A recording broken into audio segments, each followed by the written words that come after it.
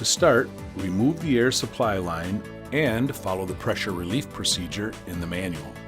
To convert an Endura-Flo 4150 pump to a 3D150 pump, start by removing the fluid inlet and outlet manifolds using a 6mm hex wrench.